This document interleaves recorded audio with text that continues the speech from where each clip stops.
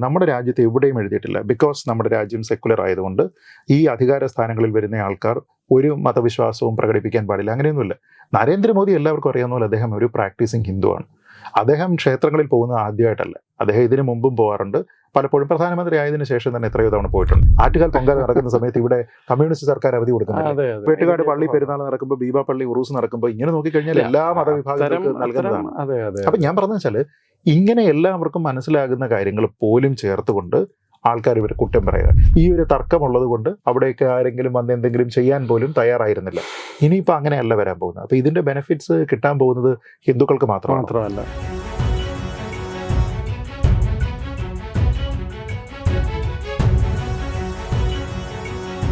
അയോധ്യയെക്കുറിച്ച് ഒരൊറ്റ ചോദ്യം കൂടി.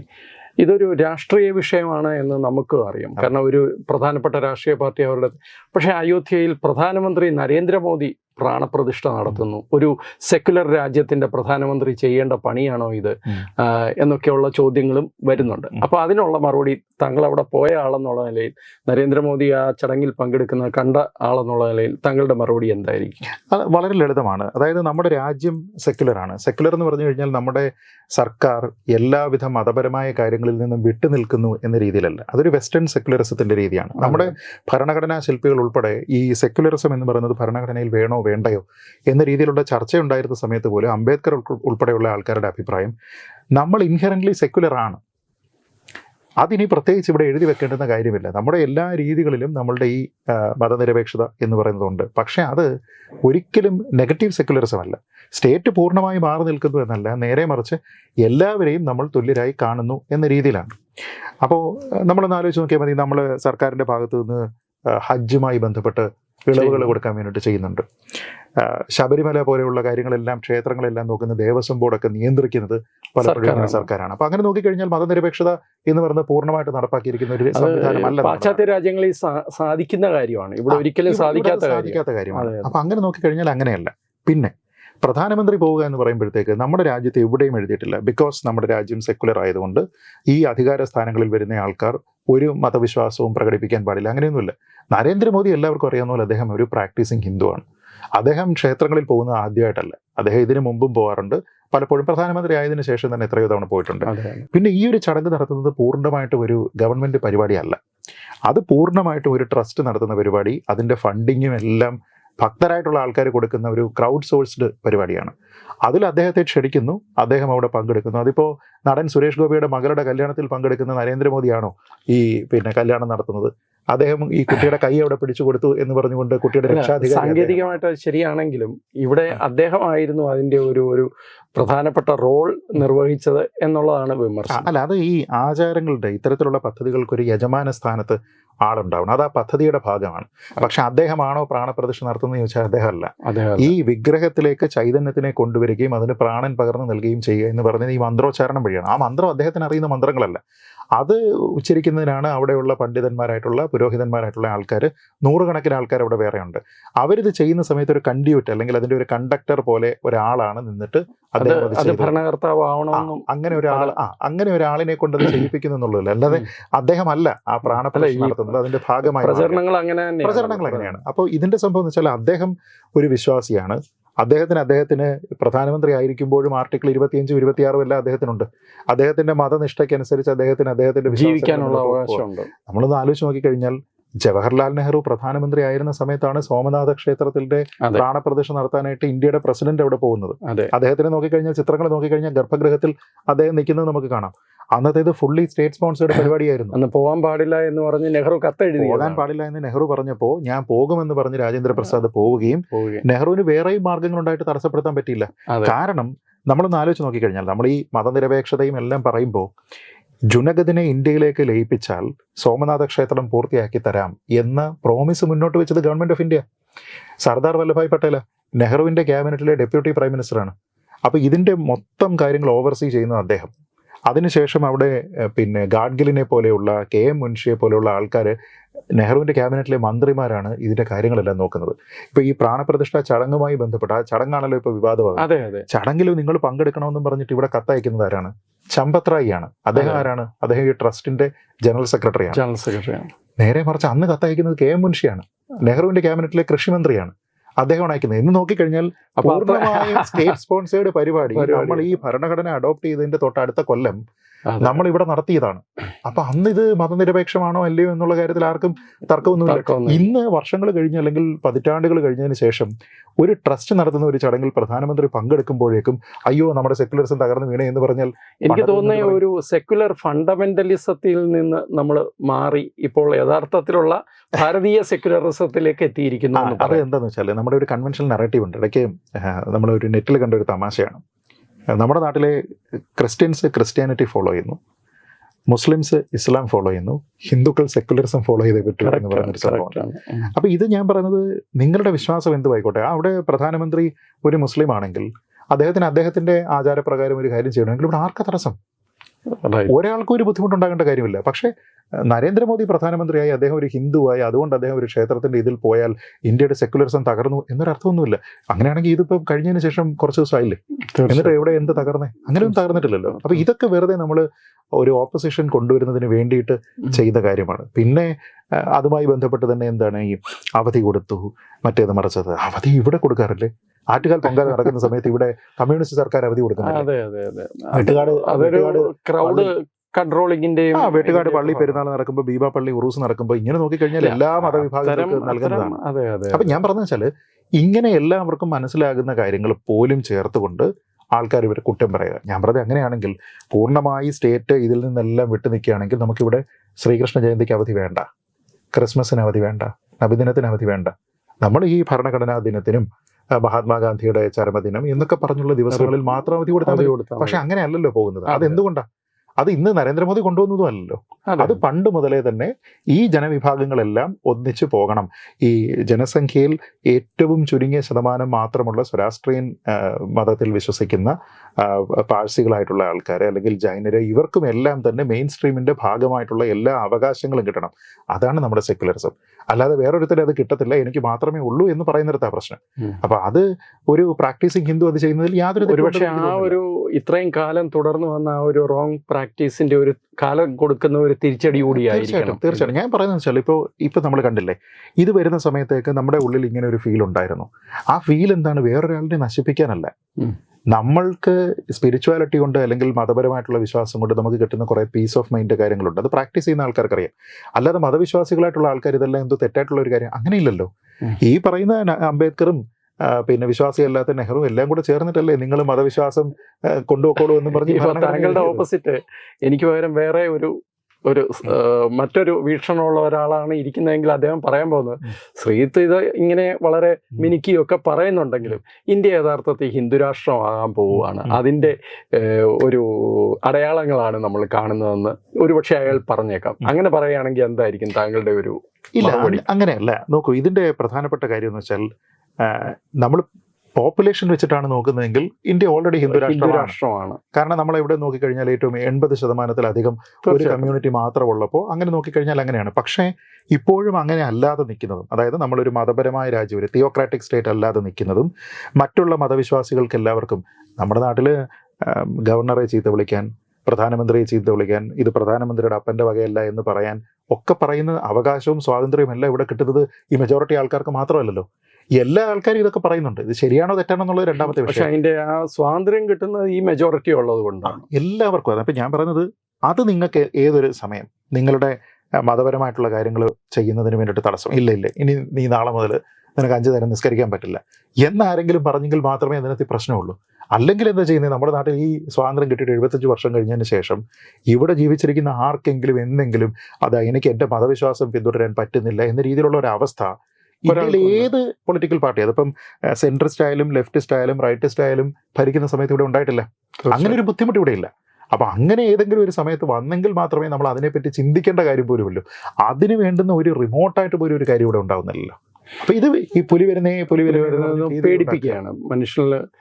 ഈ അടുത്ത പൊതു തെരഞ്ഞെടുപ്പിന് ഏതാനും മാസങ്ങൾ മാത്രമേ ഉള്ളൂ. Ayodhya impact on next general election എന്തായിരിക്കും?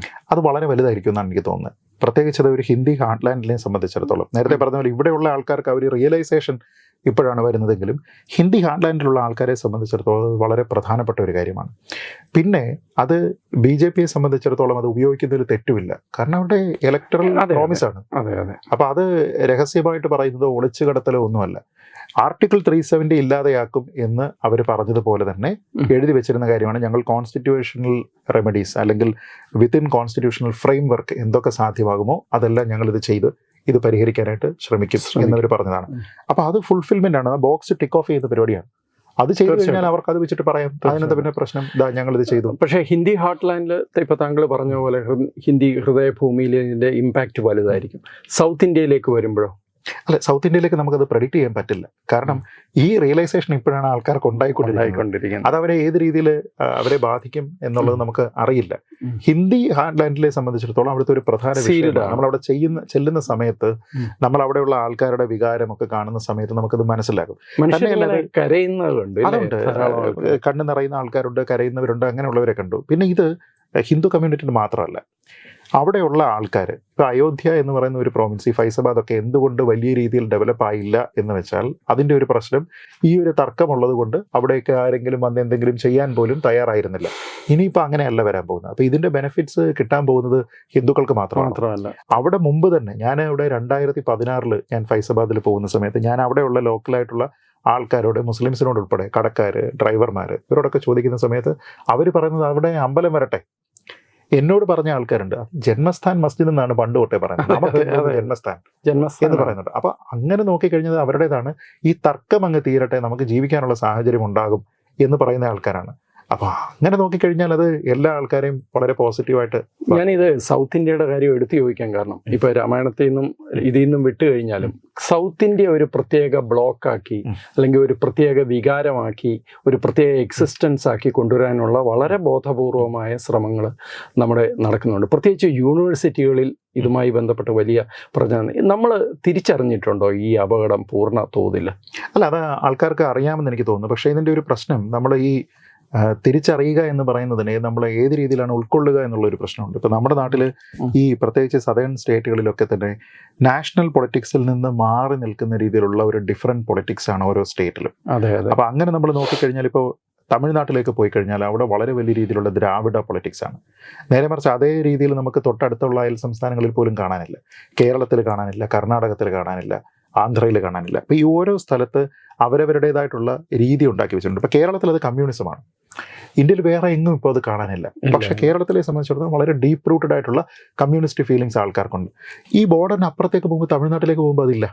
ആ ബോർഡറിൽ നിന്ന് അവിടെ നിന്ന് ഇങ്ങോട്ട് ഒരു അരിപ്പ പോലെ ഇത് കയറുന്നുമില്ല. ഈ DMK വികാരം ഇങ്ങോട്ടും കയറുന്നില്ല.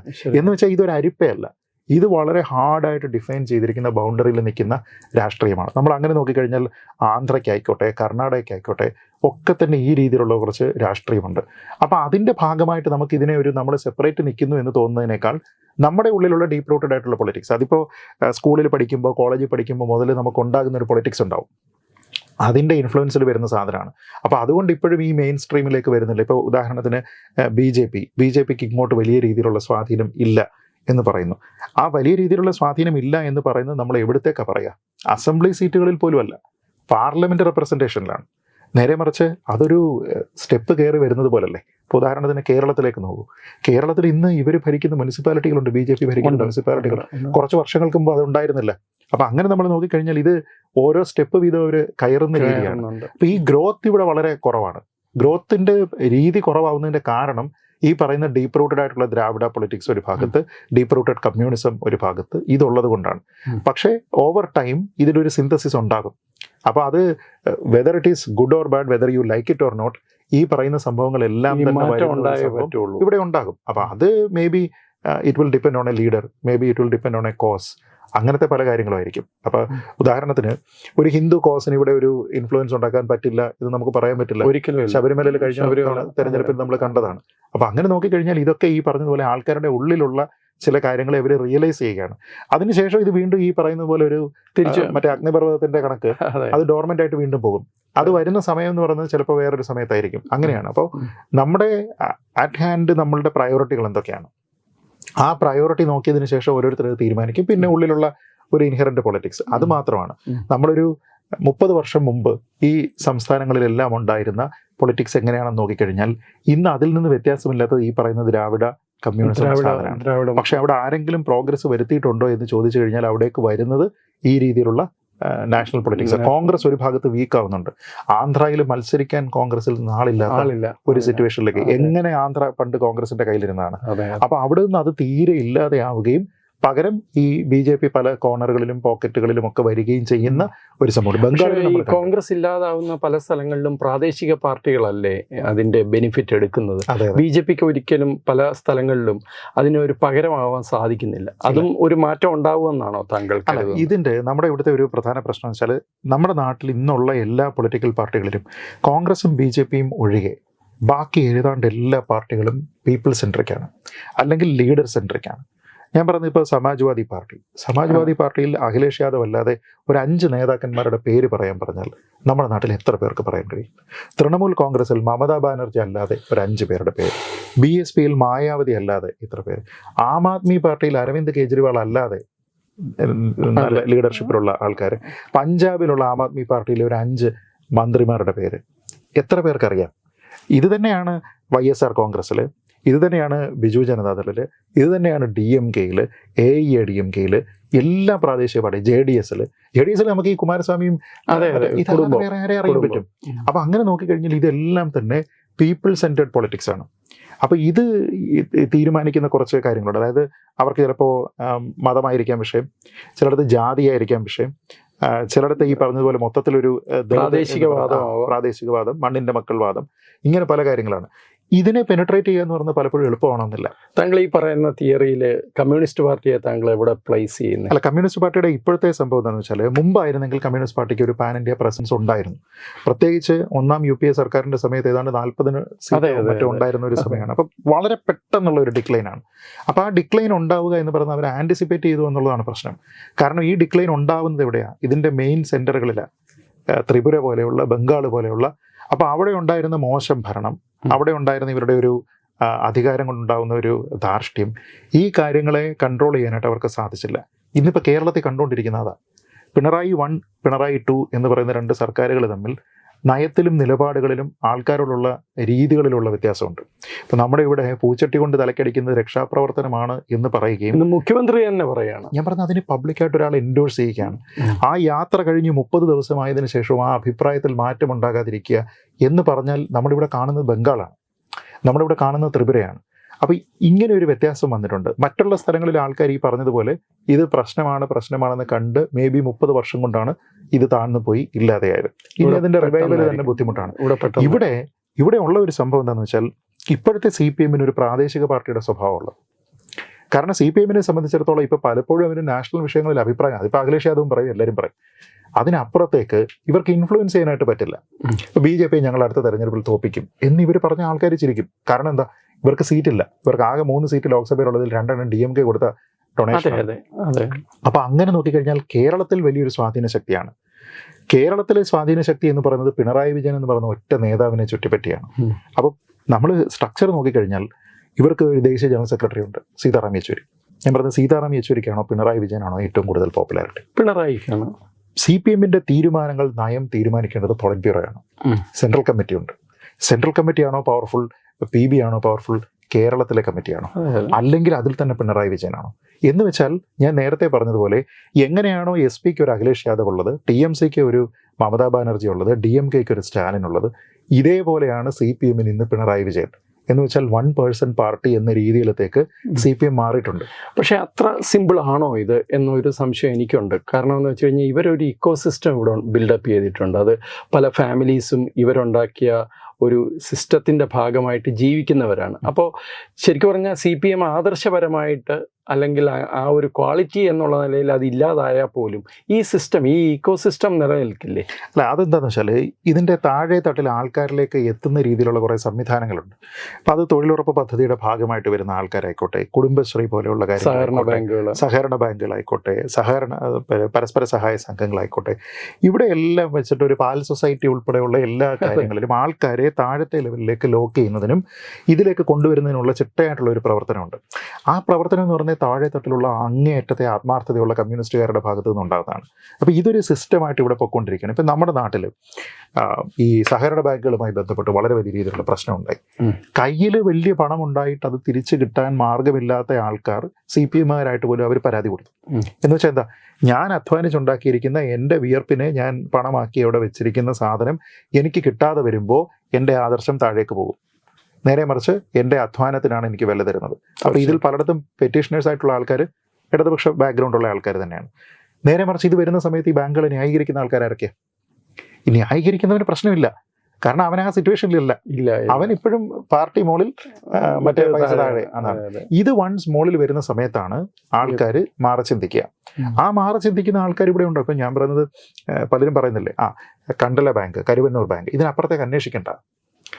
ഞാൻ നേരത്തെ പറഞ്ഞ നമ്മൾ അയോധ്യ വിഷയം സംസാരിച്ചതുപോലെയാണ്, അല്ലെങ്കിൽ മറ്റുള്ള ക്ഷേത്രങ്ങളെ പറ്റി പറയുന്ന പോലെ തന്നെയാണ്. എന്തുകൊണ്ട് നിങ്ങളിത് ലിമിറ്റ് ചെയ്യുന്നു? പരാതി എവിടെയെങ്കിലും ഉണ്ടെങ്കിൽ ആ പരാതി അന്വേഷിക്കണം. അതാണ് പ്രശ്നം. അപ്പോൾ ഇത് വളരെ വ്യക്തമായിട്ട് ഇങ്ങനെ സംഭവങ്ങൾ വരുമ്പോൾ ഓരോ വിഷയങ്ങളിലും ഇങ്ങനത്തെ ഇൻഹറന്റ് ആയിട്ടുള്ള പ്രശ്നമുണ്ട് എന്ന് ഈ അണികൾ തിരിച്ചറിയുന്ന ഒരു സമയം വരും.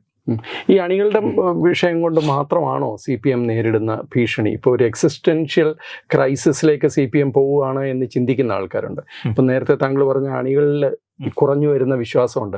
അതിനപ്പുറം ഈ പറയുന്ന വ്യവസ്ഥാപിതമായ രീതിയിൽ നടത്തുന്ന ഈ അഴിമതികൾ, മുഖ്യമന്ത്രി പിണറായി വിജയനാണ് ഇതിൻ്റെ ഒരു ഏക ഐക്കൺ എന്ന് പറയുന്നു. അദ്ദേഹത്തിൻ്റെ കുടുംബത്തിലേക്ക് പോലും കടന്നു ചെല്ലുന്ന അന്വേഷണം, ഇത് സർവൈവ് ചെയ്യാൻ ഇവർക്ക് സാധിക്കുമെന്ന് താങ്കൾക്ക് തോന്നുന്നു? അല്ല, ഇതിലെ ഒരു പ്രശ്നം എന്താണെന്ന് വെച്ചാൽ, മുഖ്യമന്ത്രി തന്നെ കഴിഞ്ഞ ദിവസം നിയമസഭയിൽ പറഞ്ഞൊരു സംഭവമുണ്ട്. നിങ്ങൾ എന്നെ തളർത്താനായിട്ട് കുറേയധികം കാര്യങ്ങൾ, നുണപ്രചരണങ്ങൾ, നട്ടാൽ കുരുക്കാത്ത നുണ എന്നാണ് അദ്ദേഹം പറഞ്ഞത്, നിങ്ങൾ കൊണ്ടുവന്നു. എന്നിട്ട് അദ്ദേഹം കമല ഇന്റർനാഷണൽ, ടെക്നിക്കാലിയ, ഈ സ്ഥലത്തുള്ള ഈ സ്ഥലത്തെല്ലാം വാങ്ങിക്കൂട്ടുന്നത് അദ്ദേഹം, വലിയ വീട്, കൈതോലപ്പായ, പിന്നെ ബിരിയാണി ചെമ്പ്, സ്വർണ്ണക്കടത്ത്, ഇതെല്ലാം നിങ്ങൾ കൊണ്ടുവന്നില്ലേ എന്ന് അദ്ദേഹം പറയുന്നുണ്ട്. അപ്പോൾ നമ്മളൊന്ന് ആലോചിച്ച് നോക്കിക്കഴിഞ്ഞാൽ ഇതിൽ പല ആരോപണങ്ങളും അന്വേഷിക്കപ്പെട്ടിട്ടില്ലാത്തതാണ്. ഇപ്പോൾ ഉദാഹരണത്തിന് കൈതോലപ്പായ, അതിൽ എന്ത് രീതിയിലുള്ള അന്വേഷണം നടക്കുന്നു, എന്ത് രീതിയിലുള്ള തെളിവെന്ന് കൊടുക്കാൻ പറ്റും, ഇതൊരു ആരോപണമായിട്ട്. പക്ഷേ അവിടുത്തെ റെലവൻ്റ് ആയിട്ടുള്ള കാര്യം ഇത് ആര് പറയുന്നു എന്നുള്ളതാണ്. കാരണം ഇവരുടെ സിസ്റ്റത്തിനുള്ളിൽ നിൽക്കുന്ന ഒരാൾ പറഞ്ഞപ്പോഴുള്ള പ്രശ്നമാണ്. സ്വർണ്ണക്കടത്ത് ക്ലോസ് ചെയ്തിരിക്കുന്ന ഒരു ചാപ്റ്റർ അല്ല, പക്ഷേ എങ്കിലും അദ്ദേഹത്തിന് ഒരു ആത്മവിശ്വാസമുണ്ട്, അദ്ദേഹത്തിൻ്റെ അടുത്തേക്ക് അത് വരില്ല എന്നുള്ളൊരു ആത്മവിശ്വാസമുണ്ട്. അദ്ദേഹം ഒരു പക്ഷേ ക്ലീൻ ആണെന്നുള്ള ചിന്ത അദ്ദേഹത്തിനുണ്ടാവും, അതുകൊണ്ടായിരിക്കാം അത് അങ്ങനെ വരുന്നു. ഇതെല്ലാം പറഞ്ഞുകൊണ്ട് ന്യായീകരിക്കാൻ ശ്രമിക്കുന്ന വിഷയം ഏതാണ്? അദ്ദേഹത്തിൻ്റെ മകളുടെ കമ്പനിയുമായിട്ട് ബന്ധപ്പെട്ട കാര്യമാണ്. പക്ഷെ അതങ്ങനെ ന്യായീകരിക്കാൻ പറ്റുമോ? ഇതിൻ്റെ പ്രശ്നം ഈ ഭാഗത്ത് വന്നിരിക്കുന്നതെല്ലാം തെറ്റായിട്ടുള്ള ആരോപണങ്ങളായിരുന്നു. അതേപോലെയാണ് ഇത് എന്ന് പറഞ്ഞാൽ അദ്ദേഹം ഒരു ഇതുണ്ടാക്കുകയാണ്. പക്ഷേ ഈ സ്ഥലത്ത് നിൽക്കുന്നതിന് ഇപ്പോൾ തന്നെ 2 അന്വേഷണ ഏജൻസികൾ, ഇൻഡിപെൻഡൻ്റ് ആയിട്ടുള്ള 2 ബോഡികൾ, അതിൽ തന്നെ ഒരു ക്വാസി ജുഡീഷ്യൽ സംവിധാനം അന്വേഷിച്ചിട്ട് ഇത് നടപടിയുള്ള കാര്യമല്ല എന്ന് കണ്ടെത്തി. അതിന് പുറത്താണ് അന്വേഷണം. അതായത് 2 ലെവൽ കാര്യങ്ങൾ കഴിഞ്ഞതിന് ശേഷം ഇവരാദ്യം പറഞ്ഞ ന്യായങ്ങൾ മുഴുവൻ പോയി. വീണയെ കേട്ടില്ല, നിയമപരമായ കാര്യങ്ങൾ, സുതാര്യമായ എഗ്രിമെന്റ്, ഇവിടെ ഇവർ പറഞ്ഞ ഒരു കുന്തവും ഇല്ലെന്നാ.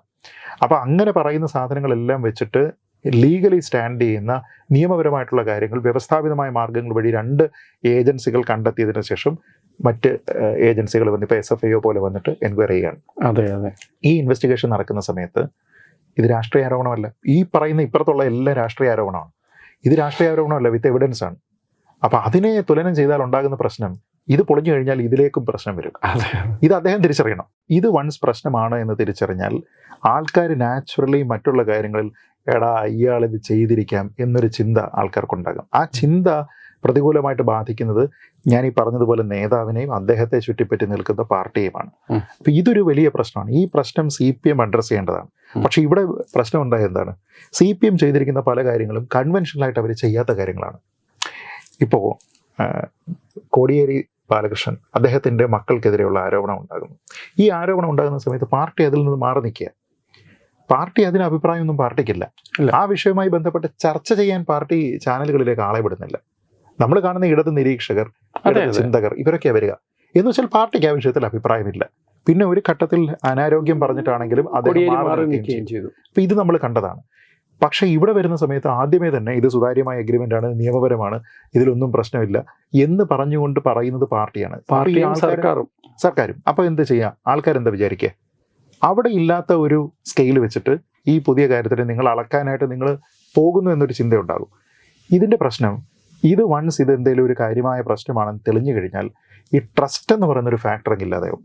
ഇപ്പം ഈ താഴെ തട്ടിലുള്ള ആൾക്കാർ, കമ്മ്യൂണിസ്റ്റുകാർക്ക്, മറ്റുള്ളവർക്കുള്ള യഥാർത്ഥ കമ്മ്യൂണിസ്റ്റുകാർക്ക്, അതെ, അതെ. യഥാർത്ഥ കമ്മ്യൂണിസ്റ്റുകാരെ സംബന്ധിച്ചിടത്തോളം ഇവർക്ക് അങ്ങേയറ്റത്തെ ആത്മാർത്ഥതയാണ് ഈ പാർട്ടിയോട്. അതെ, അതെ. ഇത് വളരെ കാൽപ്പനികമായിട്ടുള്ള ഒരു കാര്യം പോലും അതിനകത്തുണ്ട്. അതെ. ഈ ചുവന്ന കൊടി കാണുമ്പോൾ അതെ, അതെ. അതിനോടുള്ള ഒരു ഒരു സംഭവം, ചിഹ്നം കാൽപ്പനികതയാണ് കാണുമ്പോൾ, ഇവരെ നിലനിർത്തുന്നതെന്ന് അപ്പൊ പലപ്പോഴും. ഇതൊരു വലിയ സ്ട്രോങ് ഇമോഷണൽ അറ്റാച്ച്മെന്റ് ആണ്. അതെ, അപ്പൊ ഇത് നമ്മളെ നയിക്കുന്ന ആൾക്കാർ ഇത് നമുക്ക് തിരിച്ചു തരുന്നില്ല, റെസിപ്രൊക്കേറ്റ് ചെയ്യാൻ അവർക്ക് കഴിയുന്നില്ല എന്ന് തോന്നിക്കഴിഞ്ഞാൽ ഇവർക്കുണ്ടാകുന്ന ഒരു ബുദ്ധിമുട്ട് വളരെ വലുതാണ്. അതുകൊണ്ടാണ് നമ്മൾ ഇന്ന് നിരവധി ആൾക്കാരെ കാണുന്നത്. നമ്മൾ ഈ പറഞ്ഞ കൈതോലപ്പായ വിവാദം കൊണ്ടുവരുന്ന ആളെ, ഉമേഷ് ബാബുവിനെ, പിന്നെ പിയേഴ്സും, എത്ര ആൾക്കാരുണ്ടല്ലോ.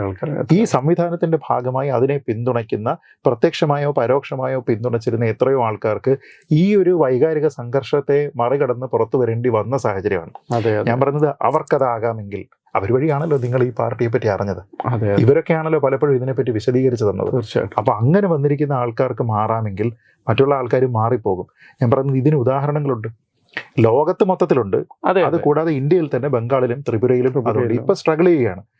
നിങ്ങൾക്ക് കറക്റ്റ് ചെയ്യണമെങ്കിൽ ഇപ്പൊ കറക്റ്റ് ചെയ്യണം.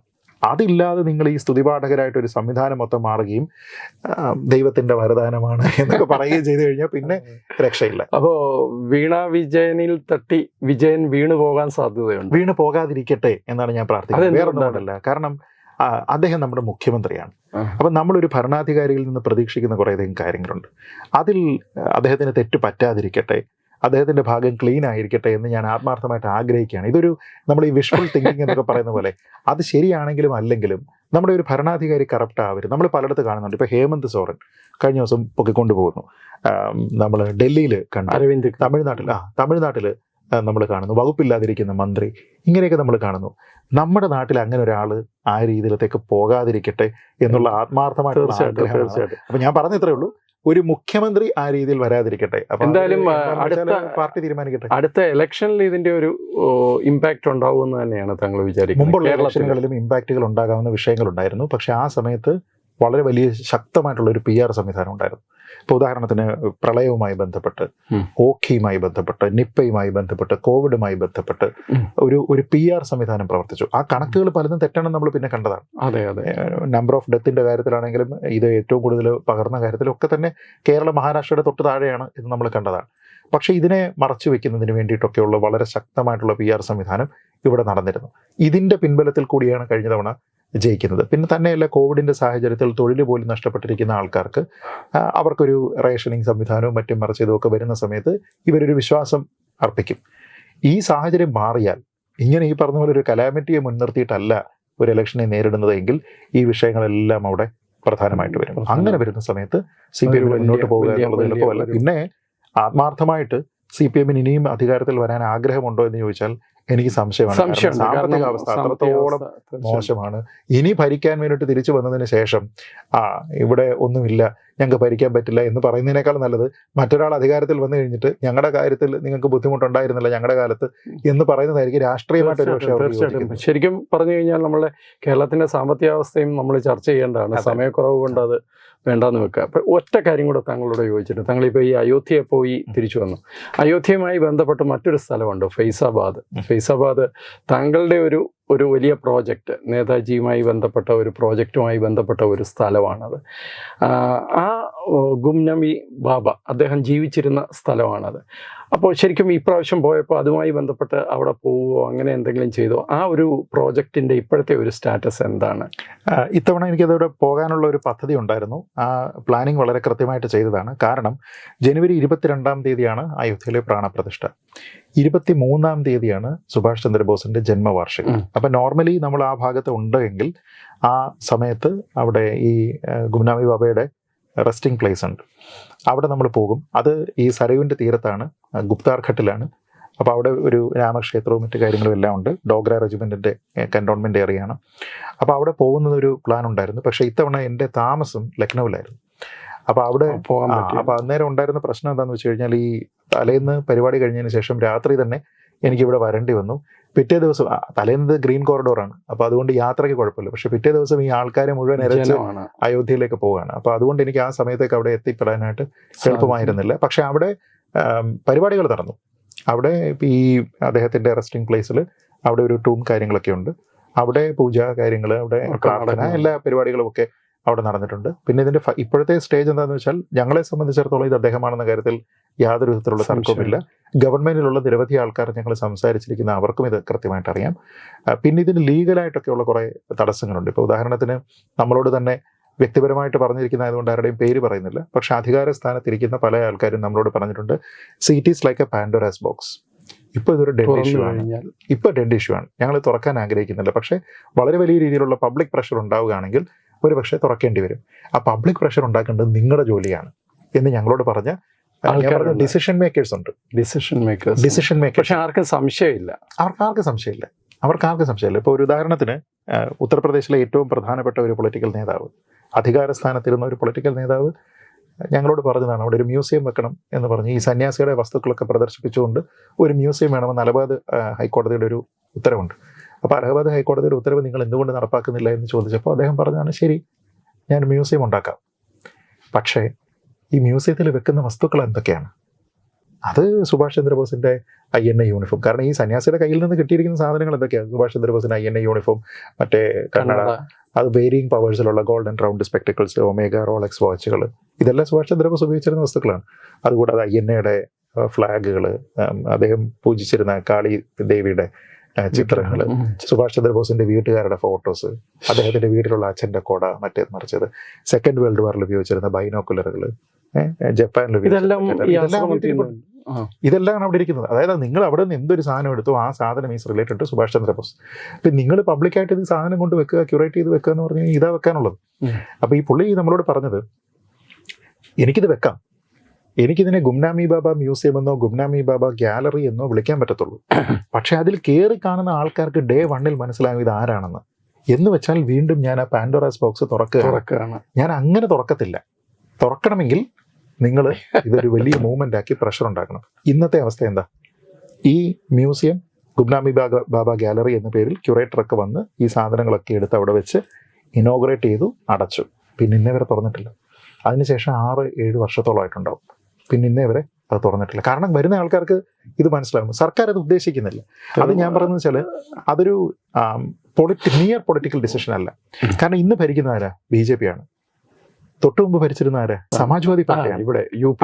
അപ്പൊ SP ഭരിക്കുമ്പോഴും UP SP ഭരിക്കുമ്പോഴും BJP ഭരിക്കുമ്പോഴും ഒരേ ഡിസിഷൻ ആണെങ്കിൽ അതിനർത്ഥം ഗവൺമെന്റിനാണ് അതിന്റെ ബുദ്ധിമുട്ട്. അല്ലാതെ ആ ഗവൺമെന്റ് എന്ന് പറഞ്ഞ പൊളിറ്റിക്കൽ പാർട്ടിയുടെ ഗവൺമെന്റ് അല്ല. നേരെ മറിച്ച് government of UP, government of India has A problem. അത് അഡ്രസ് ചെയ്യണമെന്നുണ്ടെങ്കിൽ അത് ലോങ് റോഡാണ്. അത്ര വലിയ ലോങ് റോഡ് ആവാതിരിക്കട്ടെ എന്നാണ്. കാരണം 500 വർഷങ്ങൾക്ക് ശേഷം രാംലാലയ്ക്ക് തിരിച്ചു വരാമെങ്കിൽ നേതാജിക്ക് ഒരു തിരിച്ചുവരവ് നടത്താൻ വലിയ ബുദ്ധിമുട്ടുണ്ട്.